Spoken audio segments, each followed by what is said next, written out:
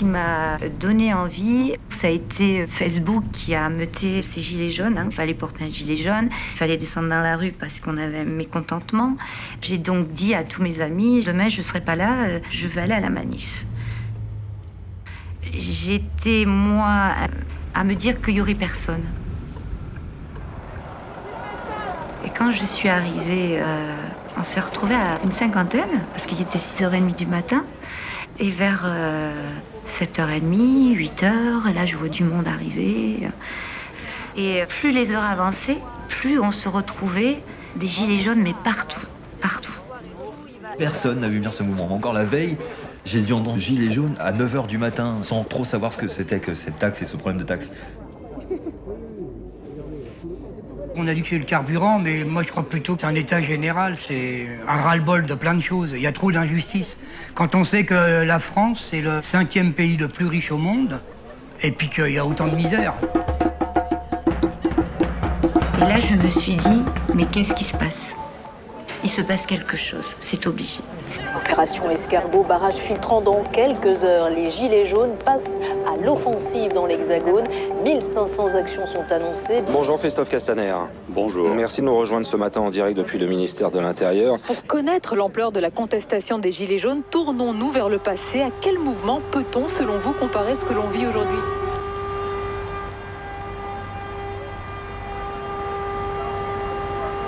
D'abord, j'ai même pas pensé à un mouvement, j'ai pensé à une journée, pas plus.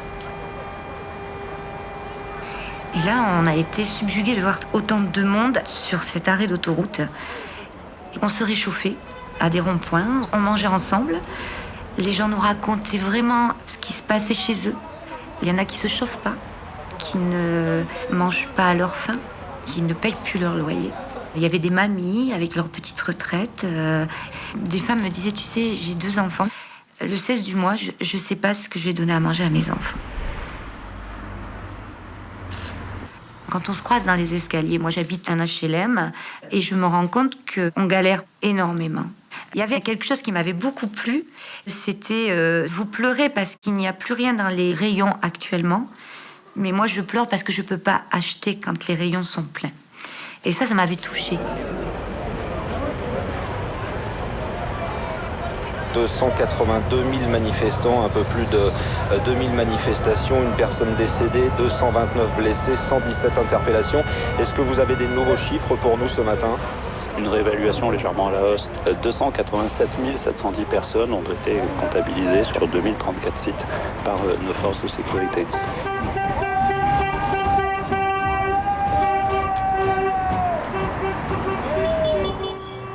Moi, j'ai pas confiance aux chiffres du ministère de l'Intérieur.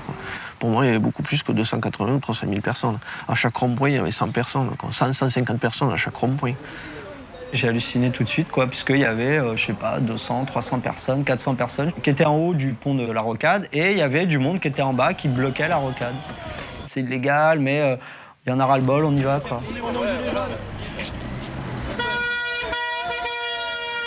Les gens, faut pas se les mettre à dos. Et la plupart du temps, ça se passe bien. C'est peut-être bête, mais j'ai eu un a priori 3 fois. Quand c'est une grosse cylindrée, j'ai pas la même approche, mais je commence toujours comme ça. Je dis au gars, tu as le droit de pas être d'accord avec nous. Parce que je vois que tu forces sur le barrage. Mais nous, on a le droit aussi de revendiquer et d'exprimer nos souffrances. Mais ce qui m'a pas plu, c'est que quand il a fait le pouce vers le bas, puis surtout qu'il s'adresse à une femme. Il a mis la main sur la porte comme si il a voulu sortir. C'est pas une envie que j'ai eue, c'est un réflexe et je lui ai mis une claque au gars. On se calme.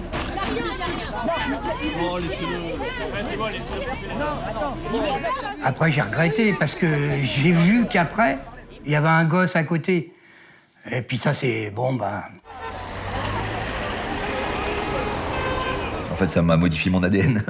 Ça m'a clairement modifié mon ADN. Enfin, il était prêt, mon ADN. C'est les grandes questions du peuple. Je trouve qu'on est dans une société qui est trop individualiste. On a l'impression que la société, c'est une somme d'individualités, mais moi, je pense qu'il faut d'abord avoir conscience du groupe. Et ça suffit, il y avait un ras-le-bol général sans que les gens puissent décrire réellement à quel niveau ça suffisait. Au départ, il y avait vraiment beaucoup de gens lambda, entre guillemets, il y en avait énormément. Le but pour ces gens-là, il n'était pas clair, je pense. Problème de pouvoir d'achat, problème de thunes par rapport au prix de l'essence, mais l'objectif, hormis ça, c'était pas très clair. Il m'a fallu une demi-heure de conversation avec les uns et les autres pour comprendre que ça arrivait des horizons très divers, voire carrément opposés. Et je me suis dit, puis il y a des extrêmes qui sont présents, et moi j'ai l'habitude des extrêmes qui se foutent sur la gueule. Et en observant un peu, je me suis aperçu que ça pétait pas. Et là, je me suis dit, il se passe un truc. Ils évitent des sujets, certes, mais ils se parlent. Je pense que c'est historique ce qui est en train de se passer. On rentre chez soi, on se demande même si on n'a pas eu un petit moment de rêve. C'est beau parce qu'on a discuté avec des gens avec qui on n'aurait jamais parlé. Et on se couche et on se dit, voilà, c'est une journée terminée, quoi. Comme souvent, il y a des manifs, ça dure 15 jours.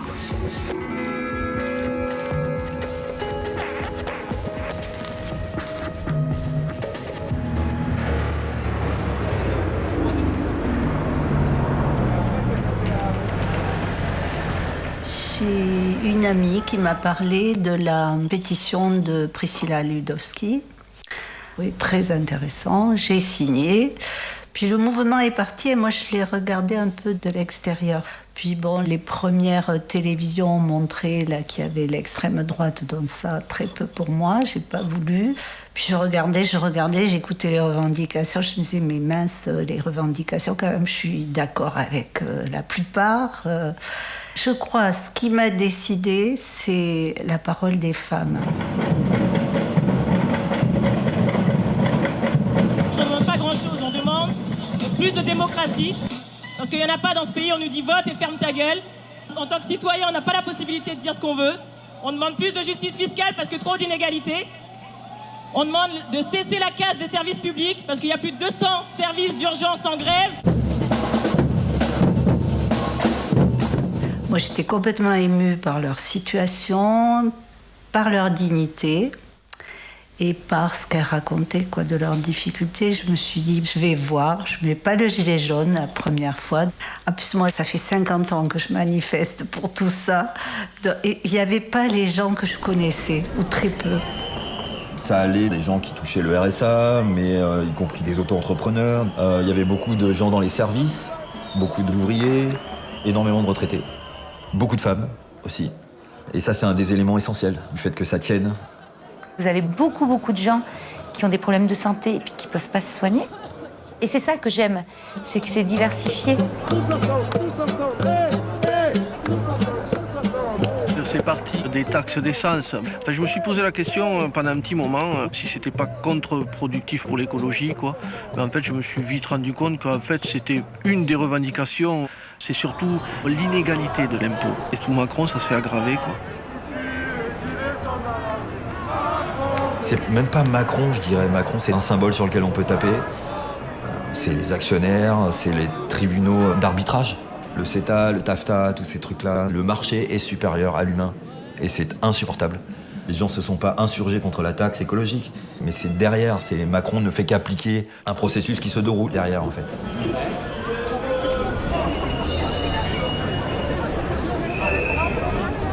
Changeons le système, pas le climat. Changeons le système, pas le climat.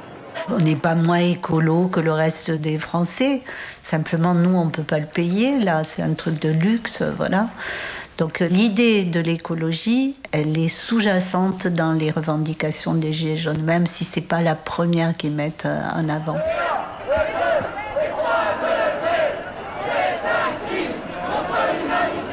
On va rejoindre la manif du climat. Et là, au bout d'une demi-heure, les gaz lacrymogènes sans sommation. Et là, je comprends pas, quoi. On ne court pas. On court pas. Franchement, j'ai honte. On ira au bout. On ira au bout. C'est trop.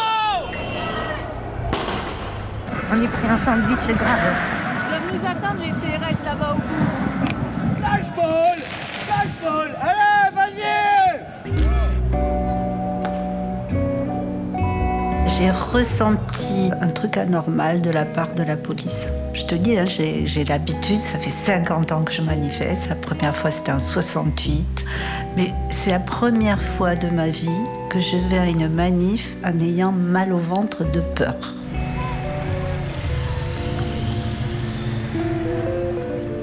Quand on fait notre manifestation, elle est bon enfant. Il y a de la musique, on danse et tout le monde se parle. Et puis d'un seul coup, il est 16h30, 16h45. Et là, on est gazé. On est obligé d'avoir des masques, on est obligé quand même d'avoir des lunettes de ski. Autrement, on ne tiendrait pas. Donc à partir de là, oui, la violence commence. Voilà, on jette les poubelles, on met le feu parce que les barricades, c'est la seule façon qu'on nous laisse tranquille pendant un petit moment.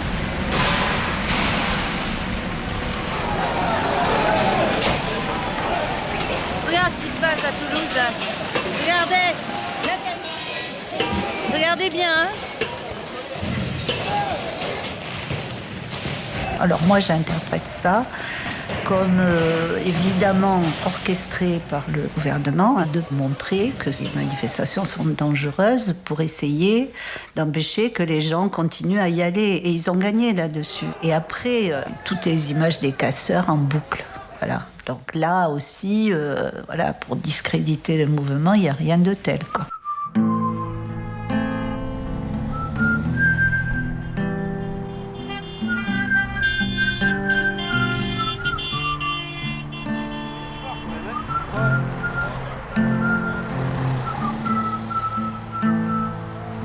Très vite, quand il a commencé à pleuvoir, à faire des journées dures, on s'est dit il nous faut un truc pour se protéger. Alors au début, il y a quelqu'un qui a amené sa caravane.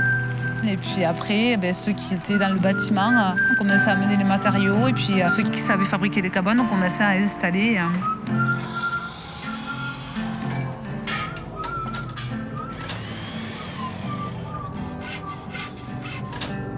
Chacun en fonction de son emploi du temps, de sa vie, si tu as des enfants, si tu es célibataire, il donnait le mieux qu'il pouvait, quoi, en fait. On avait beaucoup de retraités. Et les retraités, eux, ils avaient beaucoup de temps libre. Il y avait beaucoup de gens en France qui étaient isolés, qui étaient seuls, et qui, en venant sur les ronds-points, au-delà de vouloir changer les choses, améliorer les conditions de vie, ils retrouvaient une chaleur humaine. Ils se recréaient une famille, quoi. D'ailleurs, il y a des gens qui appellent ça la famille des Gilets jaunes. On a commencé à mener nos bidons, faire du feu à l'intérieur et on se relayait. Il y avait des gens qui restaient la nuit entière. Chacun échangeait ses expériences de vie. Et on s'est rendu compte qu'au final, ceux qui payaient le plus d'impôts, le plus de taxes, c'était les petits travailleurs, quoi. Des retraités qui avaient travaillé toute leur vie ne pouvaient plus vivre décemment. Il y avait des gens qui payaient au SMIC, avaient du mal à finir les fins de mois. Voilà, toute cette misère, toute cette solitude aussi. Et c'est tellement chaleureux. Moi, je sais que je me considère comme étant quand même frileuse. Et là, on a passé des nuits entières, des soirées entières, dans le froid autour de ce bois, mais j'en ai pas un pet de souvenir d'avoir eu froid. Enfin, on était juste bien, quoi. On discutait, puis chacun avait le droit de parler. Il n'y avait pas de jugement. On arrivait à ce qu'on était, en fait. On avait le droit de ne pas savoir parler, de ne pas savoir s'exprimer. Puis on était Gilets jaunes, donc on était tous... Voilà, on s'écoutait tous, quoi.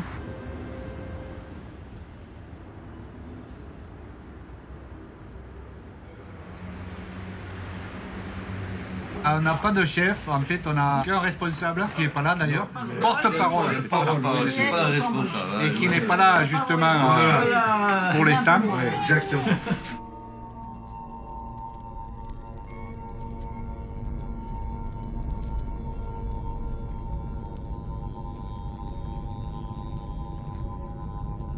Je vous dis, il y a beaucoup de retraités. Il touche 600 euros, 650 euros. Qu'est-ce qu'il va faire avec 650 euros? Il ne peut pas vivre. Tous les paysans, ils sont à 600 euros. Donc, comment vous voulez vivre avec 600 euros? Bon, ils font leur jardin, heureusement d'ailleurs. Ils élèvent leurs poules, et ils ont leurs chèvres, leurs moutons, et ils vivent comme ça. Il n'y a pas que les retraités, il y a beaucoup de gens qui n'ont pas de travail, parce que sur Millau, il y a très peu de travail. Il y a beaucoup de jeunes qui sont au RSA, il y a plein de gens qui sont... Il y a des femmes seules, il y a Les grandes décisions, on donne du pouvoir au peuple. Et puis on écoute le peuple. Le peuple dit non, on fait pas comme l'Europe. L'Europe, tout le monde a dit non, et puis on l'a fait.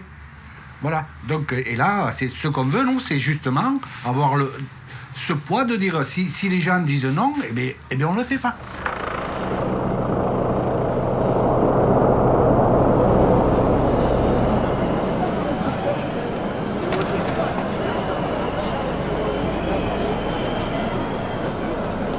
Le samedi d'après, j'ai mis un gilet jaune. Et là, ça a tout changé. Parce que le gilet jaune, c'est bizarre. Hein. Je le vis comme un uniforme qui nous permet de gommer toutes les classes sociales. Je me dis, on est tous pareils, là, il n'y a plus de différence. Et en ayant le gilet jaune, j'ai parlé à plein de gens, de femmes qui me racontaient leur vie, d'hommes, ils te disent combien ils gagnent, ils te disent leurs difficultés, sans honte. Et c'était plein de gens qui me disaient, c'est la première fois que je viens manifester de ma vie.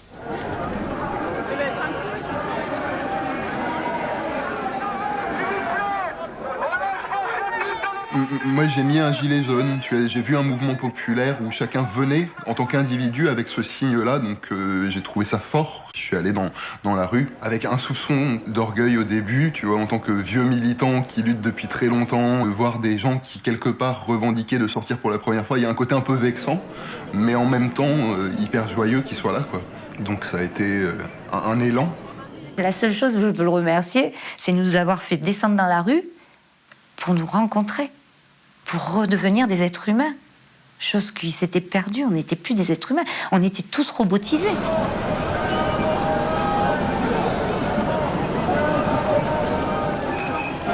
Macron, avec ta Rolex, c'est l'heure de la révolution. Fin du monde, fin de mois, désobéissance civile.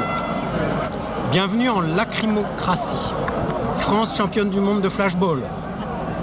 Fâché, mais pas facho. Trop de taxes, Macron dégage. La révolution est en marche. Je sais pas ce qu'il y a sur le... Une meilleure répartition des richesses, c'est urgentissime. Là, il y a trop d'inégalités sociales, des gens qui crèvent la dalle, qui sont dans la rue. Et je voudrais aussi qu'on s'habitue à passer à côté de gens dans la rue, d'enfants dans la rue. Bon, des choses comme ça, elles y sont, ces revendications-là, dans le mouvement des Gilets jaunes. Et moi, c'est ça que je veux continuer à défendre, voilà.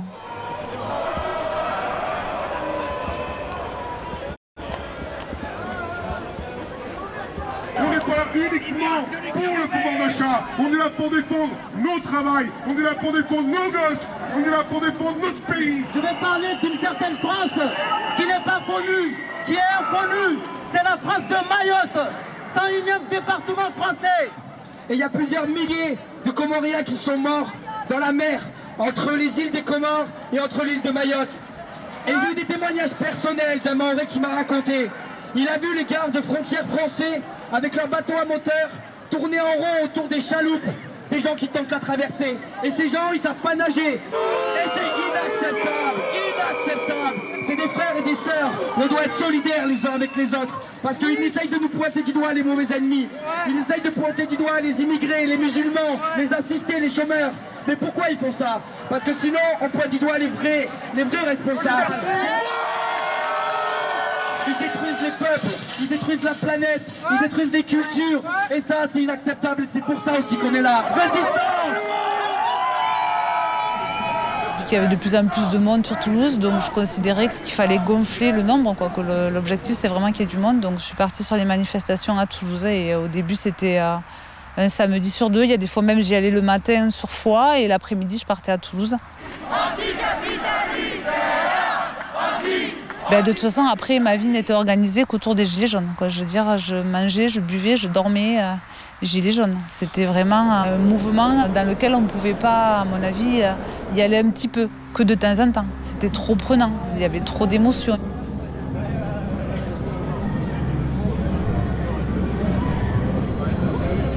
C'est des manifs un peu spéciales, j'avouerai. Souvent les manifs à Toulouse, ça commence à 14h. Ça se passe très bien. On manifeste dans le calme et souvent c'est très pacifique. C'est très très pacifique, quoi. Et on s'aperçoit que vers le coup de 16h30, en fait, ils nous bloquent dans des sas. Ils ferment toutes les issues. Ils ouvrent que l'issue par où on est arrivé, quoi. Et ils commencent à gazer. Et donc là, il y a un mouvement de foule. On se barre tous. Et le problème, c'est qu'après, ils nous poursuivent. Au milieu des enfants encore. Hein. Ouais. Il y a des gosses, il y a des vieux, il y a tout le monde qui est là. Et ils envoient leur saloperie. Sur nous.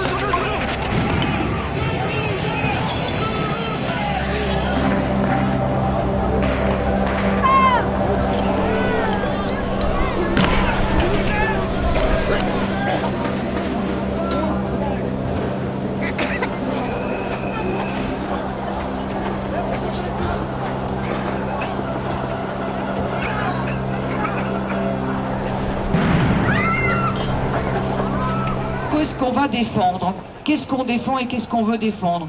Est-ce qu'on veut faire une liste à la Prévert de revendications qui existe déjà, qui est incomplète, qui est parfois contradictoire?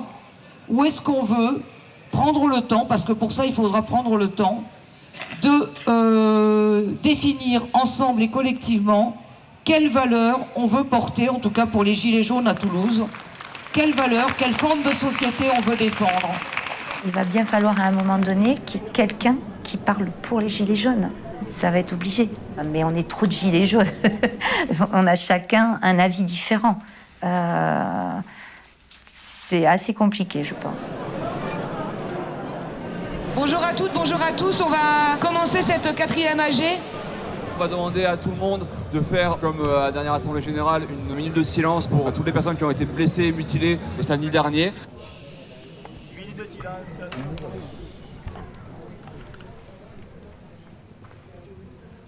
Merci, on lâche rien.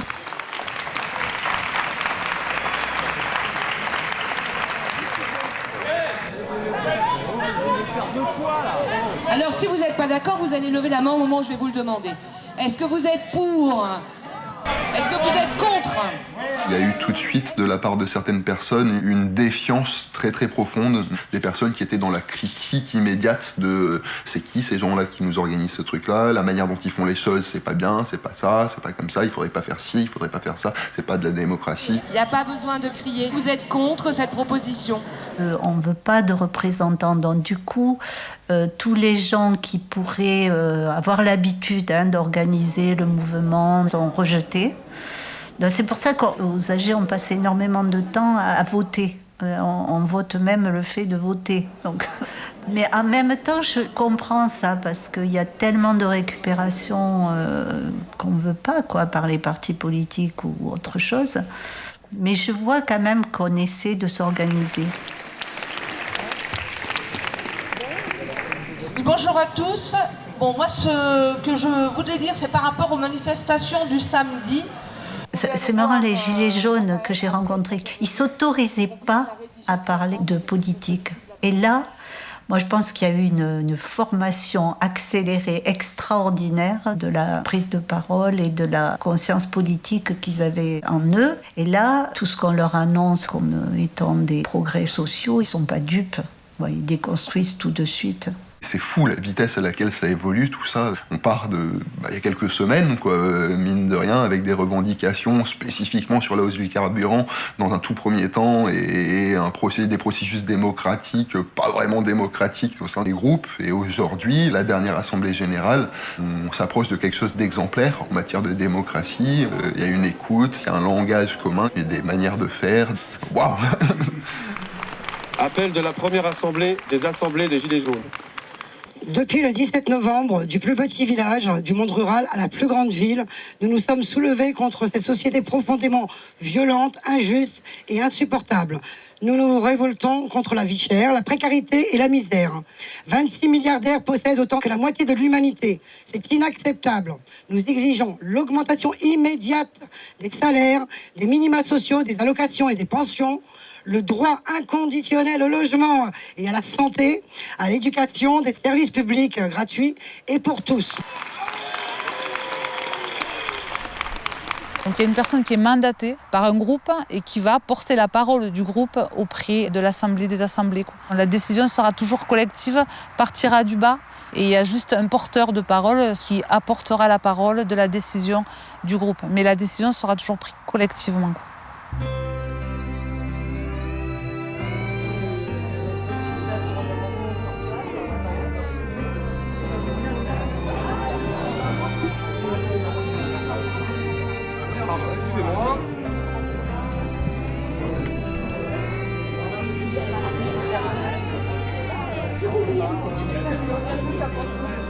j'applique. Voilà, j'applique le masque à gaz. Voilà. Le masque à gaz, les gaz qu'ils utilisent sont de plus en plus puissants. Sur le long terme, je ne sais pas du tout ce que ça peut faire sur le corps humain. Du coup, moi, j'ai décidé de m'équiper avec un masque complet, voilà, pour être sûr qu'il n'y ait pas de fuite, quoi. Parce que sur le long terme, ça fait 3 mois qu'on est sur le terrain. Voilà, j'ai pas envie de... Au début, j'étais manifestant. De là, j'ai vu ces fameux médics qui étaient équipés et qui portaient secours à des gens, quoi. J'ai assisté à une première réunion. Et j'ai enclenché le samedi en étant équipé sur une manif, quoi. Voilà. Et depuis, j'ai pas quitté les médics. On fait 2 insufflations, donc on pince la narine pour pas que l'air reparte par là. On prend un peu d'air et on souffle. On fait une vingtaine de kilomètres en moyenne tous les samedis. Mais après, par contre, ce qui est bien, c'est que là, on se retrouve entre citoyens volontaires. Et ça, c'est génial. Parce qu'en fait, ce que tu perds en fatigue physique, en fait, tu le gagnes en amour et en émulation, tu vois. Ça, franchement, ça, c'est vraiment à noter, quoi. Avec ce mouvement, ce qui ressort, c'est que les gens, ils apprennent à parler entre eux, à s'engueuler, à s'aimer. T'as des couples qui se forment et tout, tu vois. Et ça, c'est vraiment quelque chose qu'il faut savoir remarquer et apprécier à sa juste valeur, parce que c'est quelque chose qu'on perdait. Nous, les secouristes volontaires de Toulouse, on est neutres. On soigne tout ce qui tombe. Les CRS qui tombent, on les soigne aussi. C'est un parti pris, moi, qui me convient parce que je refuse de considérer les CRS comme des ennemis. On reste des simples citoyens volontaires. Oui, il y a des soignants entre nous, bien sûr. Mais moi, par exemple, moi, j'ai aucune notion de soin. Chacun apporte son plus. Pour que les soignants puissent travailler dans des bonnes conditions, il faut qu'ils soient en sécurité. Il faut qu'il y ait quelqu'un qui connaisse le terrain pour pouvoir travailler dans des bonnes conditions, quoi.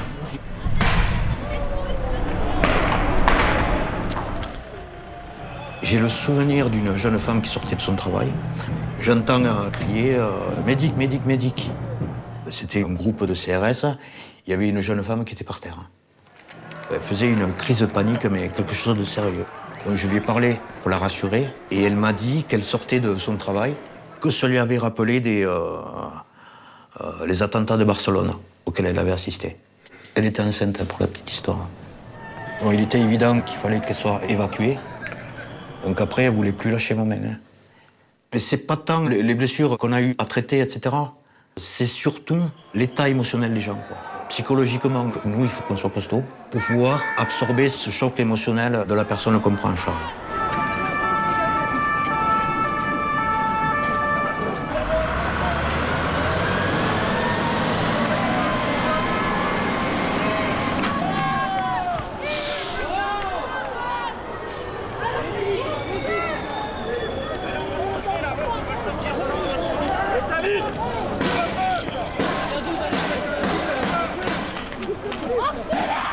Tu me parlais d'anecdotes qui m'a marqué, c'est que j'ai fait partie de l'équipe qui a récupéré Arthur, qui a perdu son œil en direct. On était l'équipe qui l'a soigné, quoi. C'est l'une des victimes les plus emblématiques de Toulouse. C'était panique générale. Il y avait la BAC qui tirait. D'ailleurs, je me souviens du pompier qui était avec moi. Il s'est pris un flashball, ça lui a touché le pantalon et ça a explosé derrière. Parce qu'il faut savoir qu'on est aussi pris comme cible par les forces de l'ordre.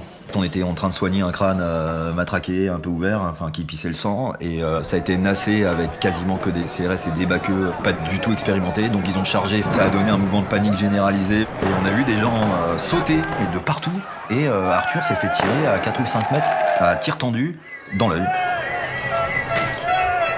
Je crois que depuis que je suis là, j'ai plus soigné de civils que de manifestants en fait. Donc c'est aussi pour ça qu'on est là, quoi. Donc on est obligé de s'improviser et faire avec notre propre matos, parce qu'il n'y a que nous qui pouvons le faire. L'équipement, ouais, c'est du budget perso. Ce sac-là, bon, ça coûte une blinde quand même. Hein. Mais je pense que j'ai facilement fait 200 personnes depuis le début. S'il n'y avait pas de médics dans les manifs, qu'est-ce qui se passerait? Il y aurait des morts. Qui sait qui va pouvoir intervenir si jamais il y a des blessés, des gens en détresse respiratoire qui font un arrêt cardiaque, par exemple? Qui c'est qui va intervenir?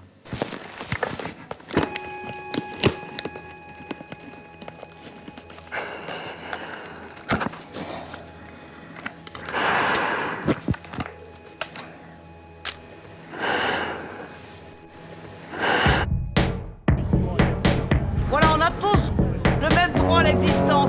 On a tous le droit de participer à cette société. Et aujourd'hui, l'organisation de la société, elle n'est pas construite pour nous.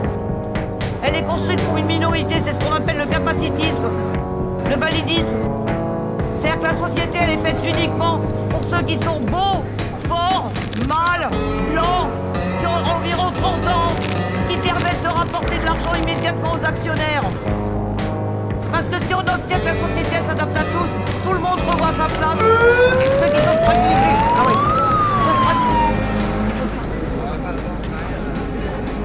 Eh, c'est bien la technique, hein.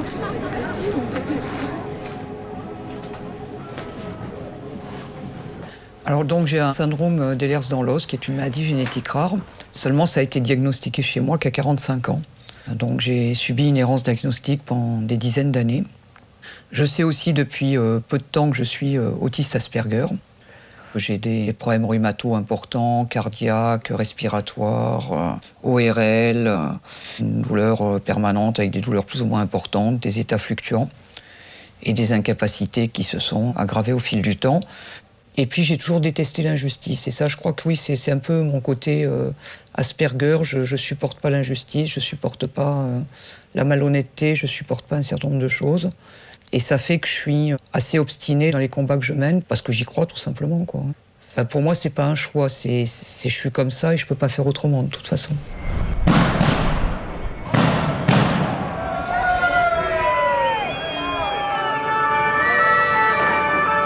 Bon, alors avancez là, bordel. Non mais c'est pas une manière de traiter la population, ça quand même, merde. Vous arrêtez vos violences. Personne vous a emmerdé. Là, tous les gens que j'ai croisés, ils étaient pacifiques. Donc vous arrêtez. Vous arrêtez, bon sang. C'est dégueulasse ce que vous faites. Est-ce que je méritais des lacrymogènes? Est-ce que je méritais des gaz? Est-ce que je méritais qu'on manipule mon fauteuil? Est-ce que je méritais d'être bouilli au canon en haut? Donc non, je vous emmerde. Elle s'est fait gazer, envoyer de l'eau dessus, alors qu'elle est clouée dans le fauteuil, hein. Et la police n'a pas hésité à envoyer les gaz lacrymogènes tout autour d'elle, l'eau. Et comme elle continue à vouloir avancer, ils l'ont prise à 6 CRS et ils l'ont transportée en dehors de la manifestation. 3 fois, elle est revenue. Alors il y a des personnages comme ça qui forcent le respect et qui te donnent envie de continuer, quoi. Ça, je l'ai vu. Imaginez, si demain on construisait des immeubles que pour des gens qui font 1m20, vous feriez comment pour y habiter? Vous pourriez pas y habiter? Vous trouveriez ça anormal? Eh ben nous c'est pareil. Voilà, c'est peut-être stupide, mais je peux pas penser qu'à ma situation personnelle, même s'il y a des moments où j'en ai très envie, en fermant les yeux sur ce qui se passe autour de moi. Pour moi, c'est pas possible.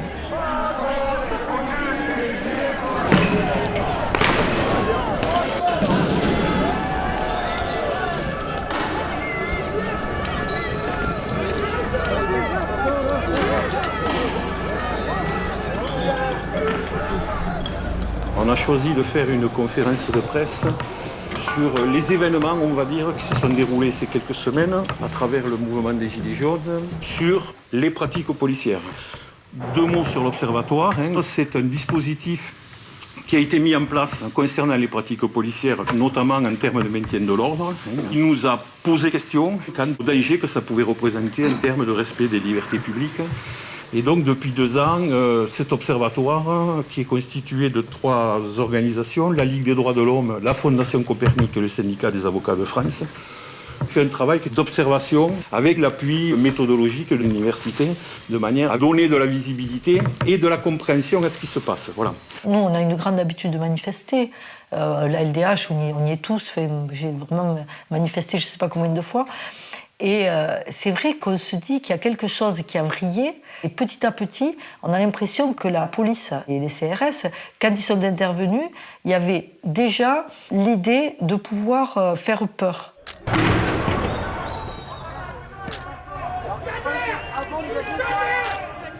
Arrive l'heure de 16h30. Un simple incident ou une simple projectile jeté sur les policiers, et je parle de projectiles qui peuvent être une canette ou même un petit caillou et tout, et là, grenadage massif immédiat des policiers dans la foule. Et la plupart du temps, très vite associé à des grenades explosives. Grenades de désencerclement ou grenades GLI F4. C'est une grenade qui projette 18 plots dans un rayon de 20 mètres à la vitesse de 300 km/h, et ça fait des dégâts assez sensibles. Et on se demande à quoi ça sert de balancer des grenades de désencerclement dans la foule quand les policiers ne sont pas en danger physique immédiat.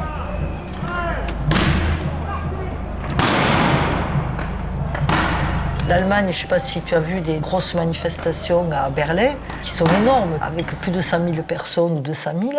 Et moi, j'ai déjà vu les forces de l'ordre, ils sont là, ils sont en train de manger leur sandwich. Et ils sourient aux manifestants, quoi.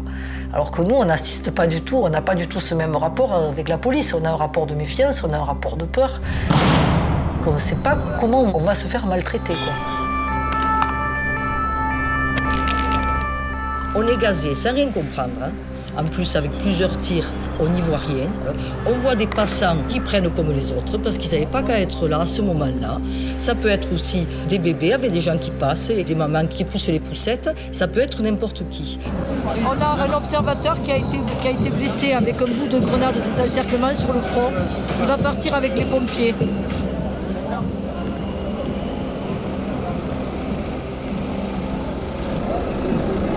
Il y en a deux, il y en a un avec un éclat dans l'œil. Amenez-le ici, il peut. Amène-le à l'ambulance. On peut pas le déplacer. Tu peux pas le déplacer?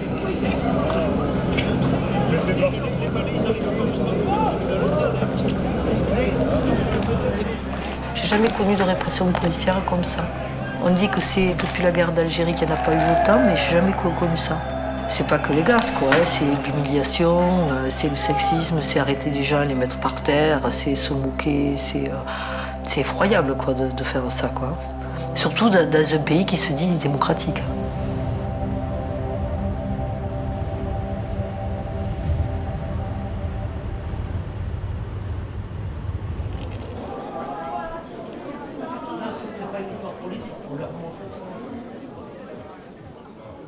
On va vous laisser la parole 2-3 minutes. Au bout de 2 minutes, je lèverai la main. Et là, il faudra que vous finissiez votre discours. Et ensuite, on laissera quelqu'un d'autre échanger. Quel sujet vous aimeriez traiter en premier? La fiscalité? Bon, ben, moi, je vais vous répondre. Le premier sujet que je voudrais quand même aborder, c'était le RIC, parce que c'est le plus important. Notre démocratie est représentative qui ne l'est plus. Il n'y a pas de proportionnel. On vote pour des gens déconnectés de la réalité. Et quand on n'est pas d'accord, on passe quand même les lois. Moi, je pense que l'essentiel de notre lutte devrait se concentrer sur le référendum d'initiative citoyenne et sur une 6e République avec une démocratie directe.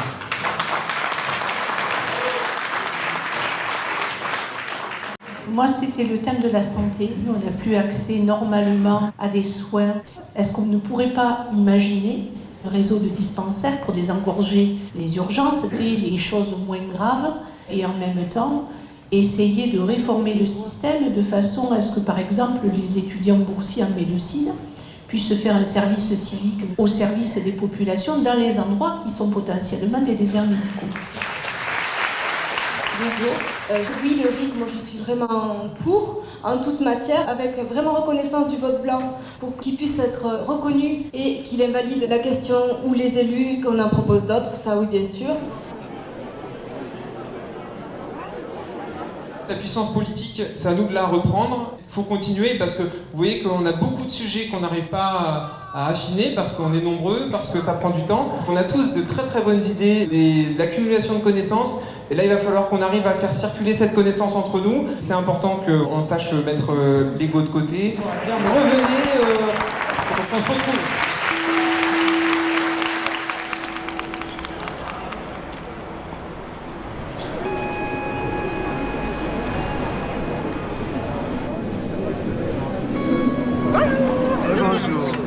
Vous êtes les soutiens, c'est ça? Exactement, on fait partie de l'association Indésociale et on vient voilà, soutenir notre ami. Donc je rappelle que je suis poursuivi pour des violences sur agent dépositaire de la force publique, alors que c'est moi qui ai eu 5 fractures du pied et une trentaine de bleus sur tout le corps. Je pense qu'on a tous compris que c'était des mesures d'intimidation à mon égard pour tenter de m'empêcher de continuer à protester par rapport aux reculs sociaux que les personnes handicapées, les personnes à mobilité réduite vivent. Et puis avec les gilets jaunes pour la justice sociale, la justice fiscale et la justice environnementale. Ça confine au ridicule? Oui, ça confine au ridicule. Excusez-moi, mais accuser Odile Morin de violence avec arme en prétendant que c'est son fauteuil qui constitue une arme, prétendre qu'elle a pu blesser un policier au genou quand on voit que la formation même de son fauteuil lui interdit d'avoir accès au genou de quiconque, sauf à bondir hors de son fauteuil. Celui qui a choisi de poursuivre Odile Morin avait d'autres idées que l'idée du droit et de la justice. Bon, et merci à tous, en tout cas, ça m'a vraiment fait chaud au cœur de vous voir tout cela.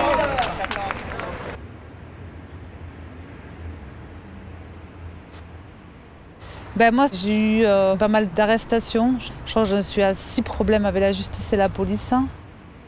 Et ça commence bêtement en refusant d'enlever les lunettes de protection. Je me rappelle ma première arrestation, c'était ça, qu'on était un groupe de gilets jaunes à discuter. Il n'y avait pas de violence, il n'y avait rien du tout, sauf que moi j'avais les lunettes de ski là, sur les yeux pour me protéger des lacrymos. Et à un moment donné, j'en ai un qui se rapproche de moi, qui essaye de me les arracher même, je crois. Je l'évite et je pense que ça ne lui a pas plu. Donc au moment où je m'éloigne, il donne ordre à une autre patrouille de m'interpeller, quoi. Moi je m'énerve, il y a des insultes qui sont échangées. Celui qui m'a insulté essaye de me mettre un coup de matraque. Et du coup, il y a une espèce de gradé là, qui s'approche de la scène et qui leur dit vous l'embarquez, quoi.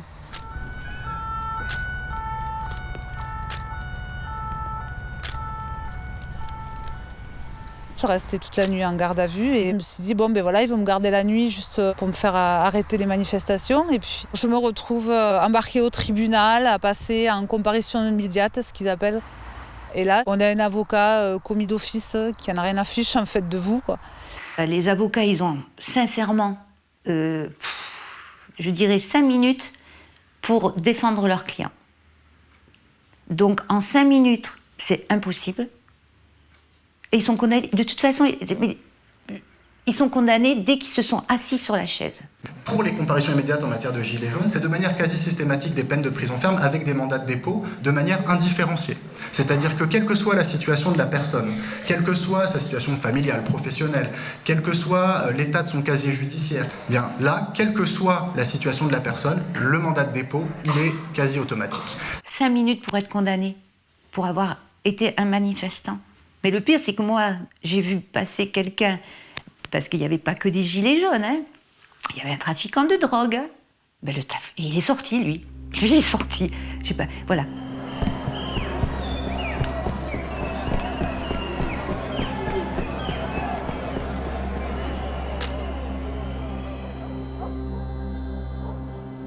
J'étais avec une amie, et là on voit un sapin qui est en feu. Nous on continue à marcher, on va pour pouvoir rentrer chez nous. Donc de là, puis la police municipale qui arrive, qui nous arrête. Et là je vois mes 2 amis projetés contre le mur, vidage de poche, de sac. Je reviens sur mes pas et je dis excusez-moi, mais qu'est-ce que vous faites? C'est quand même des amis à moi, qu'est-ce qui se passe? Il me prend et puis il m'amène sous une caméra.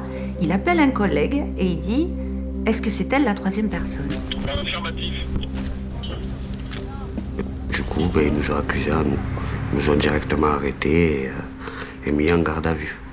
Le commissaire vient me chercher en cellule et me dit « Voilà madame, vous avez mis le feu dans Toulouse. » Alors je dis non, je suis désolée, d'abord je fume pas, j'ai pas de briquet, j'ai pas d'allumettes. Donc je passe une nuit, donc de là je suis interrogé. Je dis que j'ai rien fait. Au bout d'un moment, avec la pression, je voyais mes 2 amis en garde à vue. Je me disais à 60 ans, c'était pas possible de les laisser dans ces endroits-là. Donc j'ai préféré m'accuser moi-même, dire que c'était moi. Il disait, si vous avouez que c'est vous, vous prendrez moins que lui. Donc il vaut mieux que vous avouiez, vous. Mais j'ai dit non, moi j'avouerai pas. J'avouerai pas quelque chose qu'on n'a pas fait, ni moi, ni mes 2 autres amis. Et là, il m'a dit, mais il a avoué. Et il a avoué, oui. Mais j'ai dit, mais il a avoué quelque chose qu'il n'a pas fait. Et j'ai dit, parce qu'il ne veut pas me voir en garde à vue. Il avait peur pour moi, quoi. Et il a fait ça pour moi. Réitérez votre message.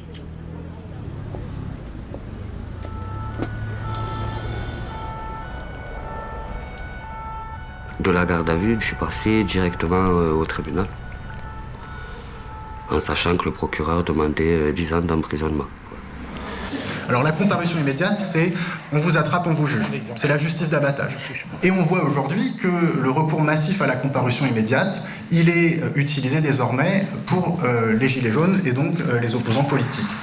On vous explique rien, vous vous retrouvez là devant un juge et il vous explique que vous avez commis des outrages, que vous avez dissimulé votre visage parce qu'on avait un masque de protection contre les lacrymos, que tout ce qu'on peut dire, ils s'en fichent complètement. Ils ont décidé de vous condamner avant même que vous ouvriez la bouche, de toute façon.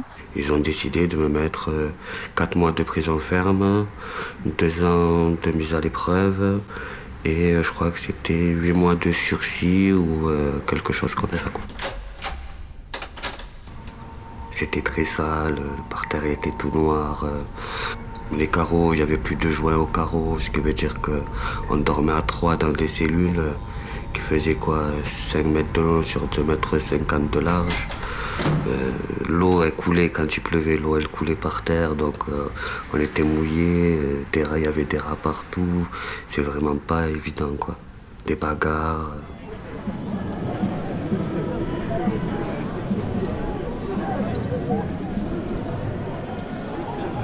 Pour moi, les prisonniers, ça a été très très émouvant.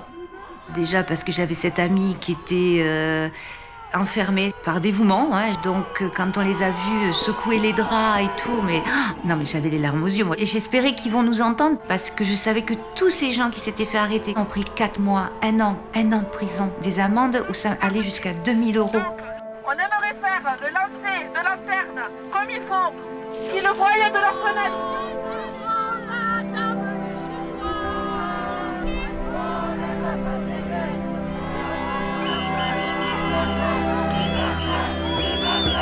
Mon combat, c'est que j'ai un fils toxicomane et que je me bats depuis plus de 12 ans avec ça. C'est affreux.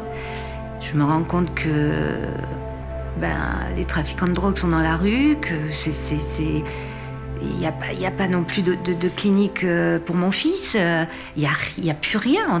On a presque plus rien, quoi. Et qu'on va enfermer un jeune homme comme Yvon parce qu'il est venu défendre ses droits. Donc j'ai beaucoup de colère, moi. On dirait pas, mais j'ai de la colère, ouais, j'ai de la colère. Un conseil à donner à quelqu'un qui viendra en manifestation aujourd'hui? Un conseil, oui, c'est de faire très attention. Ouais.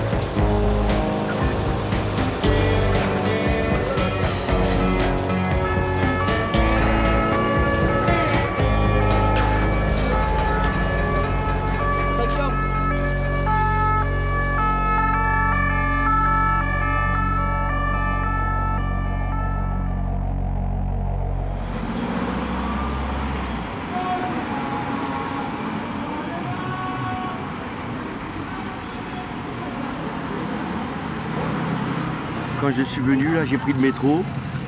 J'ai croisé une dame, 76 ans. On se regarde dans les yeux, on a le rendez-vous au même endroit. Ouais, c'est dans les yeux. On se reconnaît dans les yeux. Et puis une espèce de... 76 ans, une espèce de volonté, de joie de vivre. Allez, on y va. Merci les Gilets jaunes, justement, pour ça.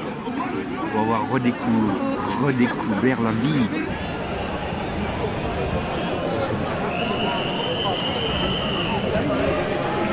Je garde la sympathie vraiment pour les pauvres gilets jaunes, quoi, parce que j'ai rencontré dans les manifs de tout, quoi. J'ai rencontré des gens qui vivaient avec 600 € par mois, quoi. Des jeunes qui avaient passé, qui se battaient, qui attendaient pendant 8 mois pour faire un stage de formation professionnelle, qui se retrouvent au chômage, quoi. Les gilets jaunes, c'était les premiers gilets jaunes, quoi. Les gilets jaunes de départ, ceux qui étaient sur les ronds-points ou ceux qui étaient sur les premières manifs. Ouais, merci à vous. On lâche rien. Avant qu'il y ait ce mouvement-là, moi je me disais, bon, les Français sont des zombies, il va plus rien se passer, c'est trop tard, c'est perdu, ça y est, on a perdu, quoi. Et de voir ce mouvement-là aussi vaste, divers, je me suis dit, ok, non, cool. Les Français, on n'est pas tant dévots que ça, on a envie d'établir une justice et de vivre dignement. Ok, enfin, ça y est, les gens se réveillent. Moi, mon esprit, c'est la collectivité. Moi, je me bats pas pour moi, pour tout le monde, pour nos enfants, pour les générations à venir. Et en remerciement surtout à nos grands-parents qui ont lutté. Alors nous, on doit faire la suite. Au tout début, c'était de la colère, maintenant il y a de la conscientisation. Comme disait un proverbe musulman, un arbre qui tombe fait plus de bruit qu'une forêt qui pousse. En fait, vous n'entendez que l'arbre qui tombe. Vous n'entendez que l'arbre qui tombe. Venez voir la forêt pousser, en fait, chez les Gilets jaunes. Pour moi, la question fondamentale qu'on ne pose pas directement, c'est la place de la compétition, quoi. Est-ce qu'on peut vivre décemment en tant qu'humain dans un système darwinisme où le meilleur gagne? En fait, c'est ce qui est en train de se passer. On ne peut pas envisager l'amélioration de l'humain si on ne met pas dans notre mode de relation la solidarité, quoi. C'est pas possible. La compétition fait des morts. Communication non violente, mais c'est un protocole en fait. Sortir de tout rapport de domination dans notre manière de communiquer. Et je me suis dit, qu'est-ce qu'on peut faire? Et je crois que j'avais lu la résilience, le mot résilience, très peu de temps avant, et je me suis dit, résilience, c'est quand même... c'est cette faculté de résister au choc et au traumatisme. J'ai proposé cette commission résilience qui devait permettre aux gens de tenir, et le but c'était de donner des réponses en une semaine à des problèmes graves. Que ce mot même de résilience émerge au sein de ce mouvement foisonnant, pour moi je trouve ça chouette, beau, magique. Prendre soin les uns des autres, c'est ça en fait, c'est de ça qu'il s'agit, quoi. Et dans une perspective de durée, pour moi c'est fondamental. C'est vraiment ça qui pose les fondations d'un mouvement qui peut se pérenniser, avancer. Ouais. Il y a beaucoup de gens qui vont me dire, mais t'es complètement folle, t'as un instant de divorce, là j'ai fait 15 jours de prison, je suis fichée, je sais pas combien d'amendes sur le dos, et pourtant je regrette rien, mais vraiment rien, quoi. C'est que j'ai tellement grandi, j'ai tellement évolué, même humainement, j'ai appris à découvrir l'humanité, à reprendre confiance en moi et dans les autres, quoi. J'ai rencontré tellement de gens magiques dans ce mouvement, des gens qui sont prêts à donner tout pour les autres. On nous a construit dans une société d'individualistes où on te fait croire qu'il faut que tu avances pour ta gueule parce que les gens ne te donneront rien et que chacun avance pour la gueule, mais c'est pas vrai, quoi. C'est pas vrai, ça c'est ce qu'on veut nous faire croire, quoi. Moi, quand je suis arrivée dans ce mouvement, j'ai voulu transformer l'extérieur, mais je pense que je me suis beaucoup changée intérieurement, en fait. Il y a une dimension qui est magnifique, quoi.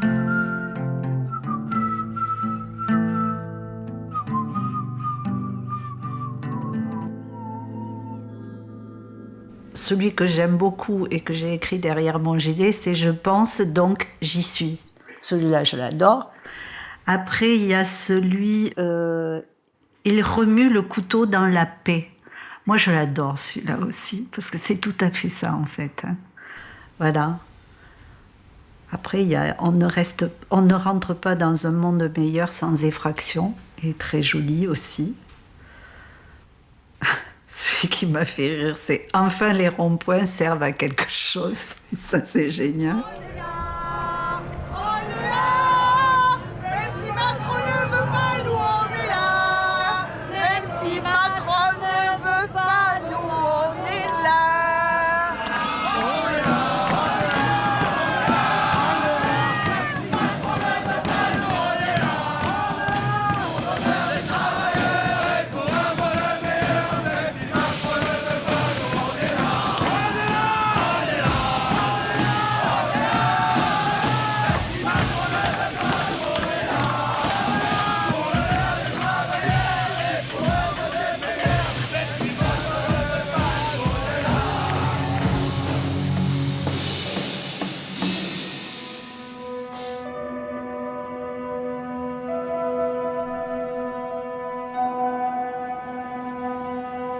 Nous allons procéder aux interpellations de toutes les personnes. Je vous invite à prendre le métro et à vous disperser.